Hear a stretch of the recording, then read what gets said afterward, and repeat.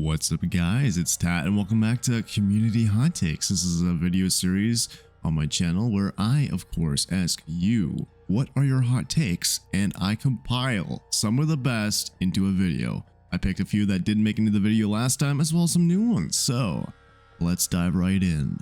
It's more fun to play a flavorful killer build than a strong killer build. So I guess just like what, fun perk builds? I completely agree. I think just sweating all day is fucking boring. So yeah, I agree with this one.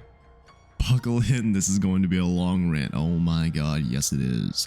I think Dracula is genuinely one of the worst designed killers in the game from a health or power creep perspective. 𝗥𝗏𝗄𝗆 just made a video on this, but it's an opinion I've had since his live release. Vampire form has essentially xenomorph tail that can hit multiple survivors like Pyramid Head Punishment, and without the downside of flame turrets. Bat form moves faster than Spirit's phase, has an almost map-wide lullaby, making it actually decent at stealth, has base kit Strider, and has a teleport. Wolf form has Wesker's dash, as if he had Unicorn Medallion, which is also a top 3 Wesker add-on, without having to grab or slam survivors, has a shorter windup and cooldown on top of being short with a third-person camera like 𝗥𝗏𝗄𝗏. It also has scent orbs that give it info and free haste, similarly to Skull Merchant 2, and has I'm All Ears almost base kit with the Killer Instinct, and has Bloodhound base kit.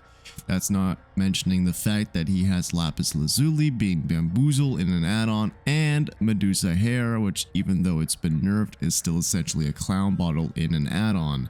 Not even mentioning his other really good add-ons like Traveler's Hat, Clock Tower Gear, Magical Ticket, and Winged Boots. He just has everything and can do everything with almost no downsides. His biggest flaw is existing in the same game as Nurse, Blight, Billy, 𝗏𝗏𝗏𝗏, and Singularity. I like playing him, and facing him doesn't bother me. I just hate his design and what he represents for the future of the game's killer design. Thank you for reading, I appreciate it. Yeah, I appreciate your long essay. Yeah, I think I kind of agree. I think his collection of killer powers doing a lot of stuff better than other killers who have just one kit is a little cringe, but I mean, he, like you said, his biggest flaw is literally just that he exists in the game and he can be compared to other killers in the roster. This game would be vastly improved if 3/4 of the maps were removed and or have map offerings fully disabled. Also, they should nerf the S tiers, Nurse, Blight, etc. so when they're balancing, they don't have to think, okay, this perk is decent and honestly not good enough for most F or B tier killers, but Nurse uses it, blah, blah, blah. Yeah, I completely agree. I mean, I've kind of like jokingly said this, you know, I'm a very sarcastic guy, but I do genuinely think that Autohaven is like just the best and most well-balanced realm in the map pool. So if, you know, as an example, they deleted half the maps in the game, I think it would be better. Legion should down on the 4th hit instead of the 5th on non-deep wound survivors. I disagree. I think the 5-hit system is pretty much fine as is, but I would be open to the idea of having an add-on that did this. Some killers do have a price for faking their power, some don't. Hunters and Pyramid cannot attack after canceling, but Demogorgon can fake his power without penalty? Why? Or it just happens with power themselves. New Freddy, for example, there is no point in dodging his projectile. He doesn't lose distance. Survivors will either slow down or by attack or lose distance trying to dodge. I kind of fumbled the last sentence there, but I get what you're trying to say. As far as Demogorgon, I've brought this up a few times, but like any Demogorgon slander is just immediately shunned by the community. He's literally just a zoning killer. He should probably get some massive buffs, and in the same patch, you know, have his cancel take a little bit longer as well. Joey's mixtape isn't that bad.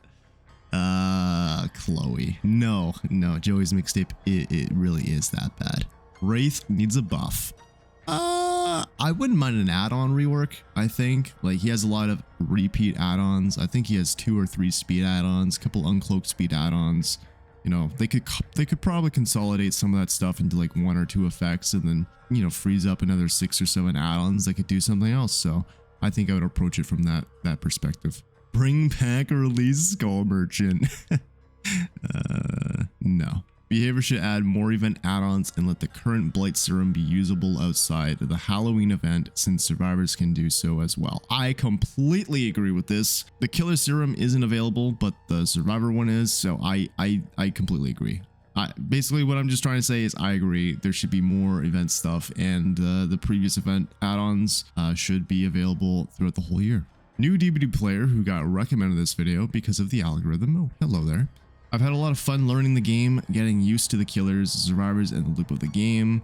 It's super fun and addictive, and can say it's definitely new player friendly. I built a couple of builds out of the base game perks and from the free perks from a few I've bought up from iridescent shards and my own money. And honestly say that the game feels alright in the balance department. Killer skill definitely is a huge factor, but the game definitely leans so heavily towards a fast equal good. The only killer I felt like was just too broken was Singularity. Their toolkit seems so busted compared to the Hag or even other teleport or fast reversal killers. Teleporting killers seriously need to be taken to a look at when it comes to balance, speed reductions, and definitely some counterplay options like without perk reworks. Honestly, we'd love to see the devs just add some new perks for survivors and killers that are free so we can have more things to experiment with. I find making builds in the game way more fun than killing every survivor or escaping. I wish the game had more of an emphasis on stealth rather than speed. I totally agree that there should be more perks available in the base game. They tried to do this some time ago with Shattered Hope as like a new killer perk, but they kind of stopped there. I think if there was even like boon perks, maybe some invocations as well on Survivor's side that were made generic and or added to the game that are brand new, as well as on killer side, maybe like at least like one regression perk, something to help out killers who are just starting the game and they don't have all the DLCs. I actually do agree with Singularity, although the only thing I would change about him in his current state would just be so that if you stun him with a pallet and overclock, he just recovers really fast from the pallet stun instead of just deleting the pallet. So basically just enduring on crack. That way, just if you don't have an EMP, you can at least do a little bit of something. Hot take. That's the point of this series. Challenges were better when they forced you to use certain characters and perks. Sure, the quest system is incredibly convenient, but as you said yourself, you can do like 10 quests in one match without even knowing what they are. They aren't challenges, they aren't special, there's no incentive to step out of your comfort zone and try something new or unique. Even if they just brought back the dailies for specific killers or gave BP or XP incentives, it would be good. I do agree. I actually think that yes, while the quest system is far superior in terms of actual like casual play, it has lost some of its niche appeal and challenge focus. I do think that if they want, it would be super cool to give killer specific challenges or like long milestone survivor challenges that would require you to use certain killers or certain builds in succession. So as an example, like you have to get 100 like long shots as hunters and you would unlock like a unique calling card or badge or something like that just to have it featured on your profile. To show that, hey, you took the time to do kind of a cool thing. Maybe as clown, you get direct bottle hits. Like, hey, get 1,000 direct bottle hits. Sort of like Call of Duty, like weapon camo challenges and grinds where it's like get headshots, get long shot, that kind of stuff. You could have stuff like, as Survivor, use chem trap and any means necessary.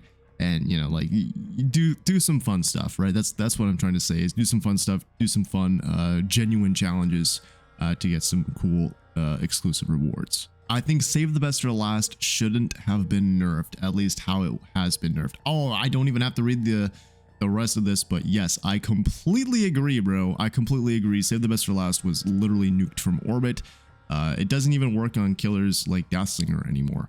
Like you just can't use it. If you shoot the obsession, shooting them counts as an attack now, and it will consume a token. So yeah, save the best for last. Genuinely, I think all it needed was to have its percentage reduced from 5% to 4%. That's genuinely all I think needed to happen. Instead, the community was complaining a shit ton, and then behavior panicked and nerfed it way more than when they had to. So My issue is that behavior just doesn't care about low tier killers. Based and true. It took them 3 years to buff Legion, which could have been done in a single patch. Yes, literally yes. Just yes, this is factually true. Some hot takes. There is no reason why firecrackers are not on the blood web outside of events.